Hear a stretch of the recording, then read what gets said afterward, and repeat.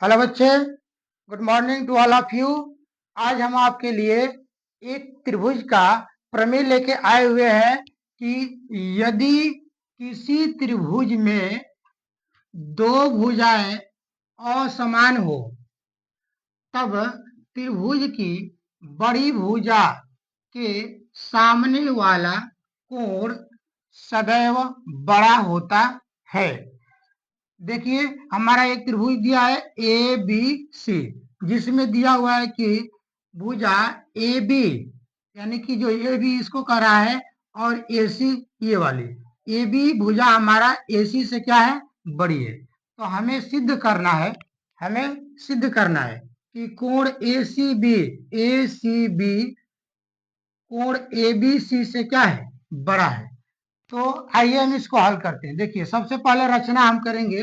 रचना हम क्या करेंगे कि जो हमारा AC जो हम भुजा देख रहे हैं, इसी के बराबर इस AB भुजा पर एक बिंदु डी हम ऐसा लेंगे जो AC के बराबर AD होगा।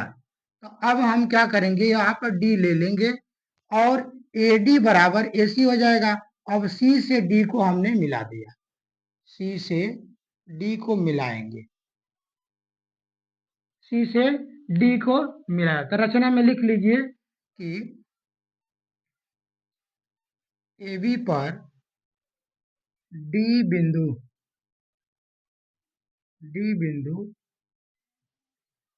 इस प्रकार लिया कि AC बराबर AD, AC बराबर AD। अब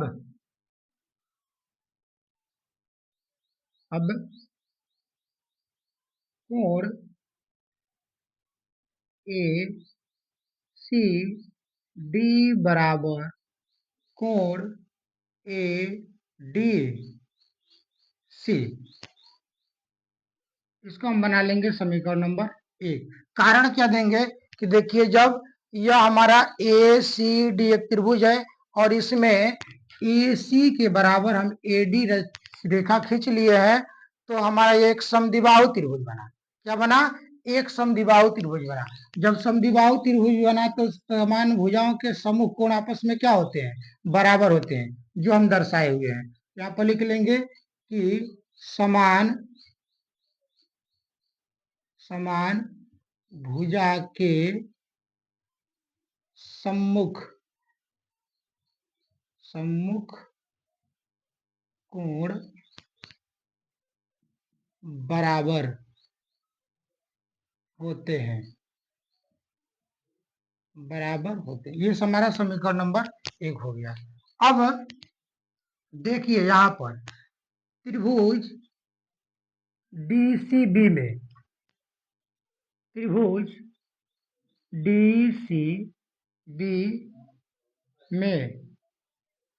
कोण ADC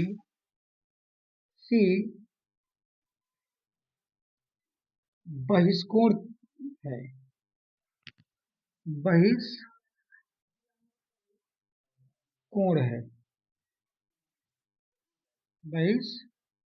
है। इसलिए कोण ADC इज ग्रेटर देन कोण DBC। देखिए, जब यह बहिष्कोण है तो बहिष्कोण का नियम होता है कि बहिष्कोण अपने सुदूर दो कोणों में से किसी एक कोण से क्या होता है, बड़ा होता है, या यह दोनों कोणों के योगफल के यह बराबर होता है। तो जब यह योगफल के बराबर होता है तो किसी एक कोण को ले लेंगे तो यह खुद अपने आप में क्या हो जाएगा, बड़ा हो जाएगा। तो ये हमारा क्या हो जाएगा, बहिष्कोण प्रमेय से। इसको हम बना लेंगे समीकरण नंबर, इसको थोड़ा आगे और लिख लीजिए। कोण A D C is greater than, देखिए डीसीबी डी नहीं डीबीसी को हम क्या लिख देंगे, ए बी सी लिख देंगे। क्या लिख देंगे? कोण A B C.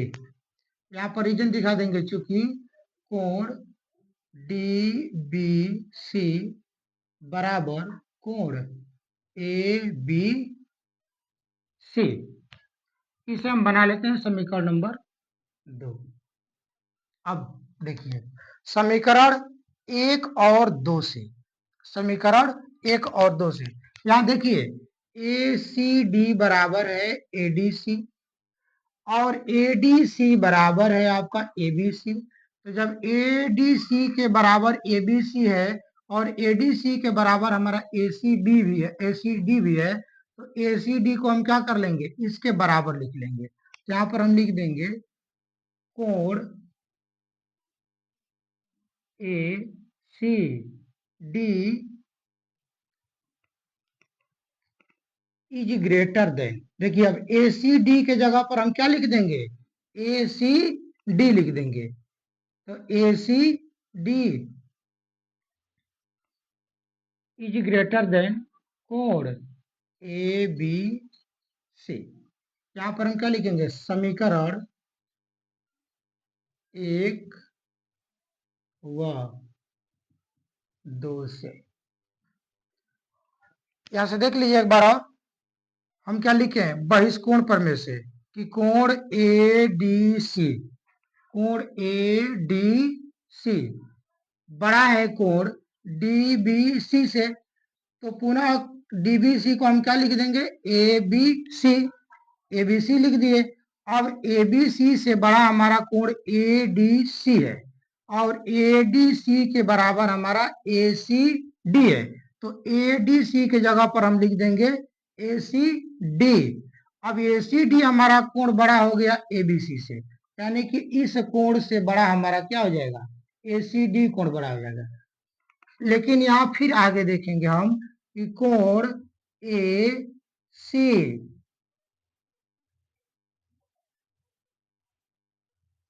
D is greater than, नहीं, कोण ए सी डी,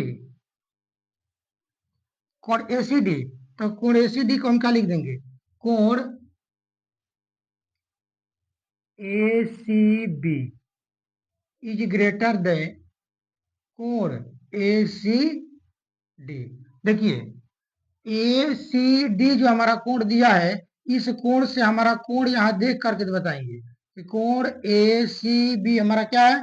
बड़ा कोण है। तो जब इस कोण से यह बड़ा है तो यह कोण इससे भी बड़ा है, तो इससे जब बड़ा हो गया तो इस पूरे कोण से यह क्या हो जाएगा? बड़ा हो जाएगा। तो अब हम यहाँ पर लिख देंगे कि कोण अतः